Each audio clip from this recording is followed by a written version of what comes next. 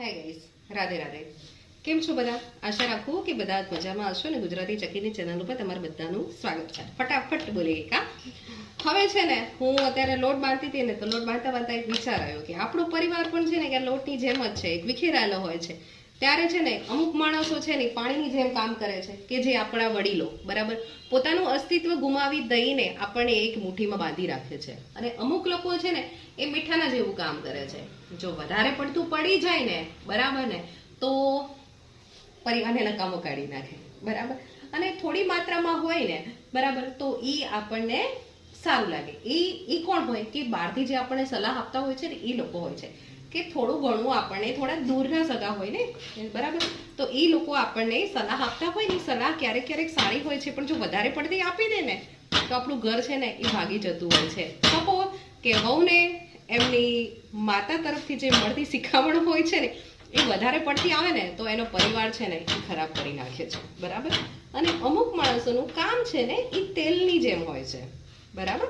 જેમ કે હું માનીશ કે ઘરમાં જે બધી તમારે લેડીઝ છે ને તેલ જેવું કામ કરે છે.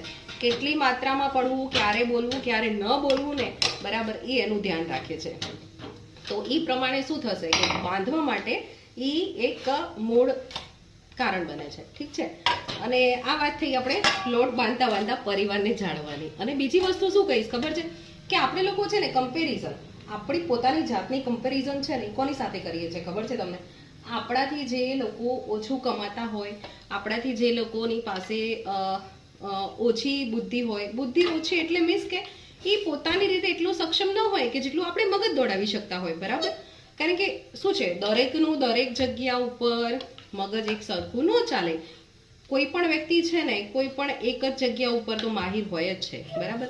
સપોઝ કે એક ઉદાહરણ લઈ લો કે કોઈ કલર કામ કરવા વાળો વ્યક્તિ છે બરાબર, અને કોઈ નોકરી કરવા વાળો વ્યક્તિ છે. તો નોકરી કરવા વાળો વ્યક્તિ છે ને બરાબર, એનું થોડુંક છે ને એટીટ્યુડ કહો, રહેણી કરણી કરો કે એ બધી અલગ અલગ હોય છે. જે લોકો કલર કામ કરતા હોય એની રહેણી કરણી અલગ અલગ હોય છે. તો જે નોકરી કરતો હોય ને એને એટીટ્યુડ એવું જ હોય કે હું તો ભાઈ જોબ કરું છું. અરે એવું ન હોય. જરાક સમજ વિચાર કે જે કલર કામ કરે છે ને એ પોતાનો ધંધો લઈને બેઠો છે બરાબર. એ પોતાનો માલિક છે, તું જ કોની પોતાનો માલિક નથી. એટલે આપણે છે ને મગજની વિચારવાની જે શક્તિ છે ને એ અલગ અલગ હોય છે.